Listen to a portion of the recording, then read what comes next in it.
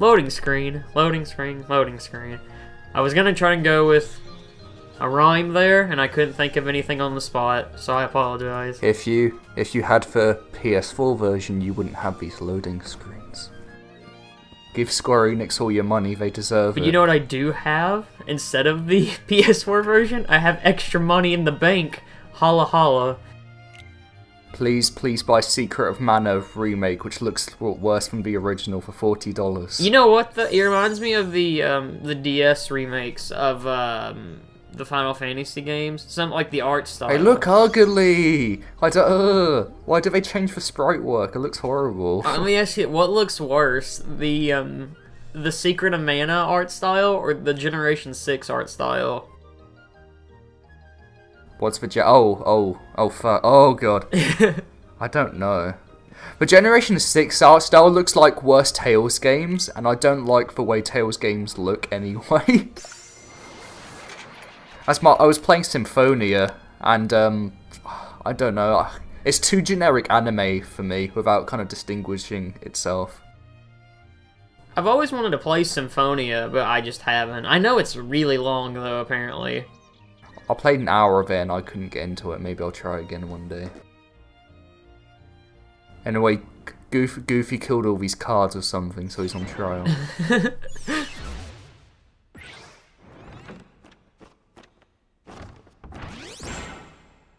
So you did get all the evidence, didn't you? We haven't recorded this in a while. Yeah, if you okay, so if you get all the evidence, you will get Blizzard early. This technically counts as a boss, I guess. This boss is pathetically easy. If you die to this boss, then fuck you. Well, it kind of throws you off at first, because when I first played this game, I assumed you'd have to like kill all the cards, but they kept like getting back up. You actually just ignore them and just keep attacking that tower. The recommended thing to do is just attack all the cards and kill them as fast as you can, and then just go and attack the tower. I just ignore them. I kind of like get them out of the way and then just whack on the tower. What's Goofy doing? Yeah, you can only hit her one time. I didn't know that either until I was like, as people who don't know, before I'm recording the footage for this, I'm writing like a guide for myself just to, you know, keep it well paced, I guess.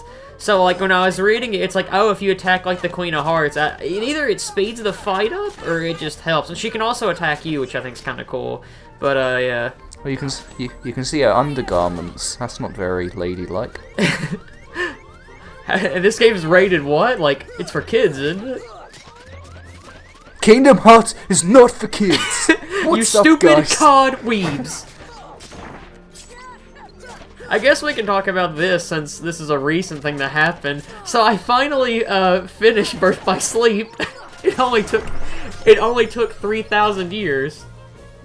Wasn't it like 4 years or 3? No, it was 3 years. Yeah, it took me 3. Yeah, 3 years. Yeah. It took you 3 years to be Birth by Sleep. We finally figured out what was wrong with it. It was just because Philip got on my PSN account. Or you checked my trophies or something one day. I checked your trophies, yeah, and it said you didn't get all the stickers. Well, the thing is, I got all of the stickers. I didn't know you had to have them placed to get a certain amount of points. And then I did that. And I'll say this here, getting the Terra one perfect is very annoying. The Ven and Aqua one took me like a minute at most. That Terra one took me probably 15 minutes just to get fixed. And that's dumb. The secret episode of Birth by Sleep's fun though. Like, I won't spoil it, but it's okay. It's got a cool boss fight.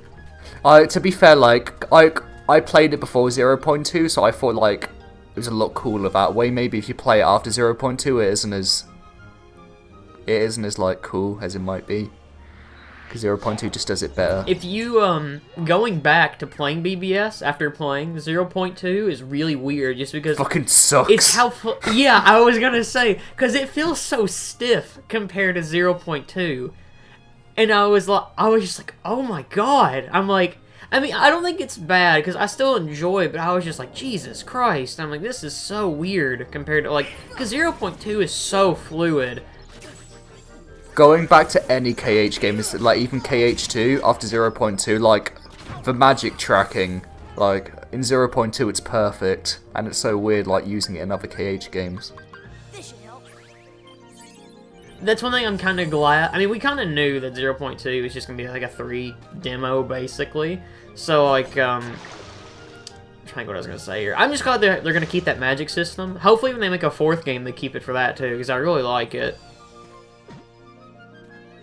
Whilst Saurus collecting shit in Wonderland, I'm going to find my Kingdom Hearts 3 predictions for the next trailer. I thought you were gonna say, I'm gonna go to the bathroom. I was like, oh, okay. Yeah, I'm gonna record on your own. No, so when that E3 trailer, War of the Orchestras trailer for KH3 came, and there's that teaser at the end of Sora holding the weapon, I said like right away to like everyone it's Toy Story, and no one believed me. No one thought it was gonna be Toy Story, and I said as soon as it was revealed it would be Toy Story, and I was right. So now I'm gonna keep that inflated ego and basically saying I'm gonna predict all the Kingdom Hearts trailers from now on. So you do know that, like, okay, so this will get uploaded after TGS. You know that, right? Yeah, but I can look back. Are you ever gonna come back to this? In 30 years, you're gonna be like with your son or daughter, maybe grandchildren, for all we know, and you're gonna like show them this video and be like, back in Kingdom Hearts 1, Episode 7, our Let's Play or you know, the Let's Play, I predicted that. What are you gonna predict? Okay, so I've received another KH3 prophecy after my Toy Story prediction. New trailer will be shown at TGS. Right? Wrong! Trailer isn't just one world focused, it shows a variety of new stuff. Treasure Planet will be among one of the new worlds shown, and Big Hero 6 will be shown for the first time. New music will be used, and September 2018. Those are all my predictions. It might. September is possible. I could actually see that. And I think Treasure Planet's in, because in the Tangled thing, when Xehanort said it was the first in this series, and then like he revealed Big Hero 6, which was another film he worked on, and Treasure Planet was the last film he worked on. So based on that, I think that's in. You know what's really weird about this whole Wonderland world, or you could just say this Wonderland, I guess. They have like the Queen of Hearts and like Alice and the Cheshire Cat, but they don't have the Mad Hatter. You never see him, or the. I never got that. Like, maybe they just couldn't get somebody that... Maybe they couldn't get the voice actor for him. I don't know. Like, a lot of people say Kingdom Hearts worlds, like, worlds are more open and, like, free, but not really. They're just kind of like boxes. Like, especially Wonderland. It feels like a small box with a few secrets in it. It doesn't feel, like, connected in a meaningful way. I'm just kind of, like, travelling around rectangles. I was gonna bring this. I think we brought up in the last part that Alice's voice actor, she like came from like the original movie. She came back and voiced Alice in this. I didn't know this till I was reading it earlier, but she also voices Wendy from Peter Pan. And I was like, holy cow! She also voices Karu's grandmother in Birth by Sleep, which I think I said last part. I'm trying to think of what else she did. She's also, like, narrates the Alice in Wonderland ride at Disneyland, which I think is kind of neat. I mean, she's been retired, I think, since 2005. She's not as old as I thought she was. I think she's, like, in her 70s or something. I thought she'd be, like, in her 90s, but she's not that old. Well, yeah, because Alice in Wonderland came out in the 50s, didn't it? Yeah. So, she was probably, like, 14 or something, I bet.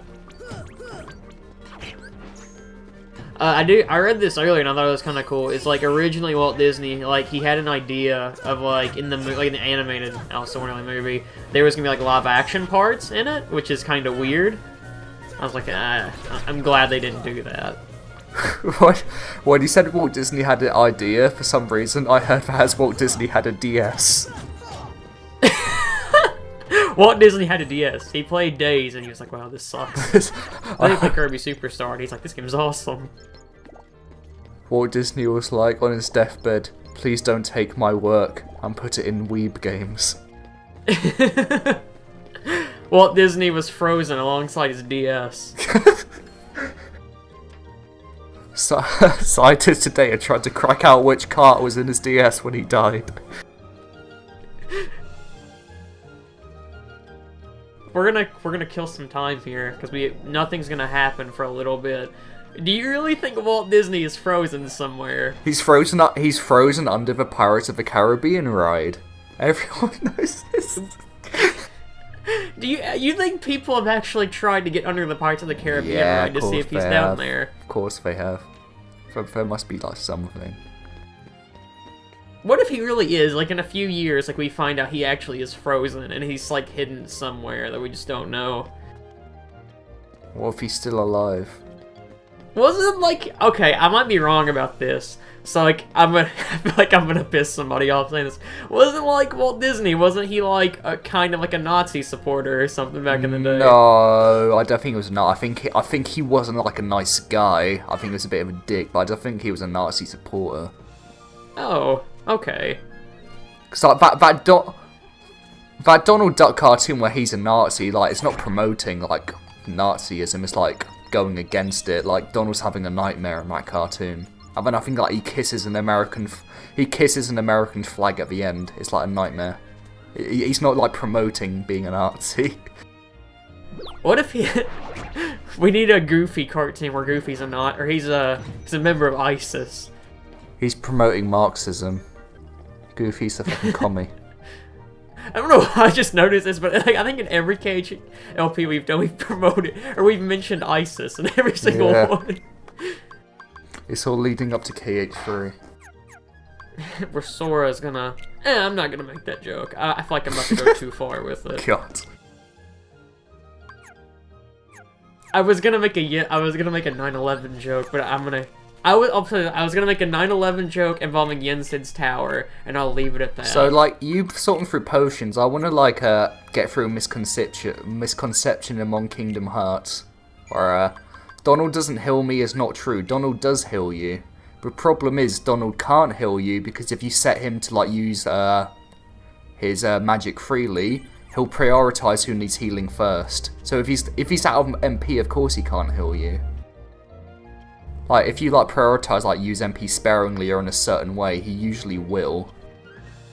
It's just uncommon. I mean, because in the LP, I think, not in the next world, but the world after, in the boss fight in that, he heals me at one point. But I think it's actually the first time in the LP he actually heals me. Like, because I don't agree, like, the same with you, I don't agree, like, he doesn't heal you. But it's just that it's very uncommon. Yeah, it's more like he doesn't heal you more he can't heal you, because he usually is out of MP, because he'll prioritize, and because, like, your AI party, like, they can die really easily in Kingdom Hearts. So if Goofy's on low health and you've got it set to that, he's just going to keep healing Goofy. And then Goofy will get hit again, then he'll heal Goofy, then he'll run out of MP, and then he can't heal you. I'm just going to say here, I really hate this boss. It is very annoying to kill. It's not fun. Because he's too tall. He's too fucking big. And he sits there, dancing and doing his jig. It pisses me off. And I just shoot him with fire the entire time. That's why he wasn't in Smash Brothers. Trickmaster was second on the popularity poll, which Sakurai did.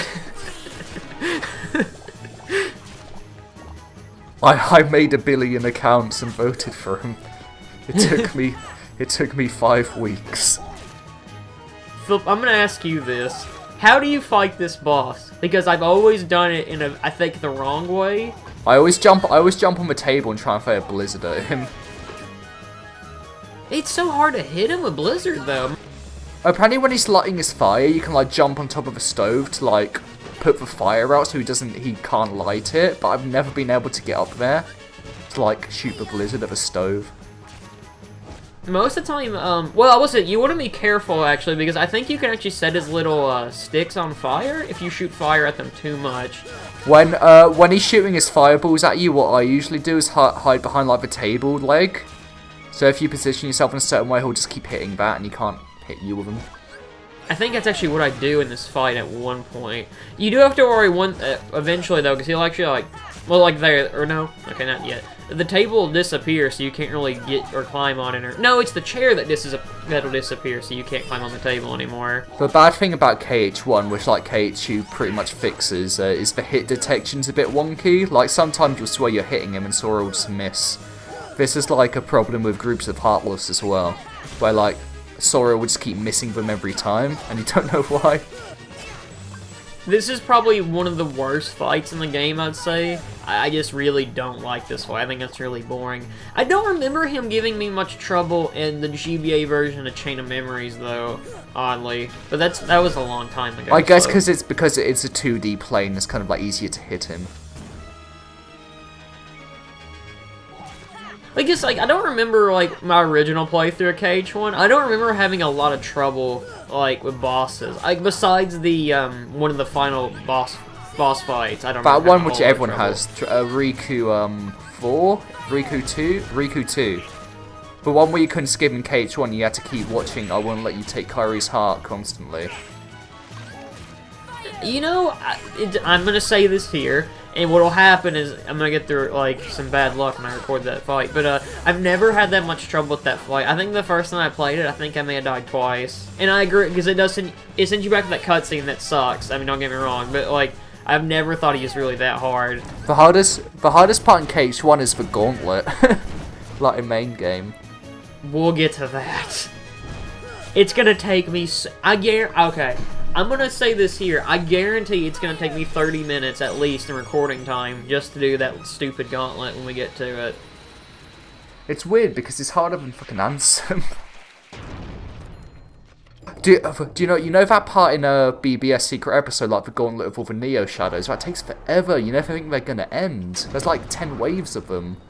It did not. Okay, here's the thing that you do for this. So, do you know the it's like the command style. It's like you get like the it's called like rhythm something. Rhythm mixer. Rhythm mixer. Yeah, that's when you get all the stickers. Yeah.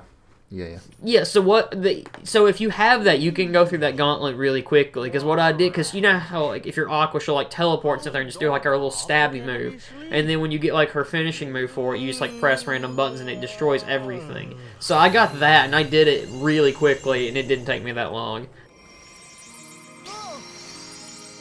Is this the first time we're gonna see like that getting locked, or see something getting locked? You can tell KH1's like aged a bit. It still looks good, but kind of some Yeah. of the textures are a little muddy and stuff, even with this upper res. But like KH2, that still looks good. Also, Sora shot his beam into that doorknob's mouth. Yeah. Good, I wish that were me. This is something I was going to bring up about the Cheshire Cat. So, like, originally, like, I think in the movie, or maybe in the book, like, an early plot idea involved, like, Dinah, however you say her name. So she was going to get lost in Wonderland, and she actually gets turned into, like, the Cheshire Cat. And at the end of the movie, they were going to turn her back or something. I don't remember. Dinah's the cat, actually, I think, in the movie. I don't know. I need to actually rewatch the movie.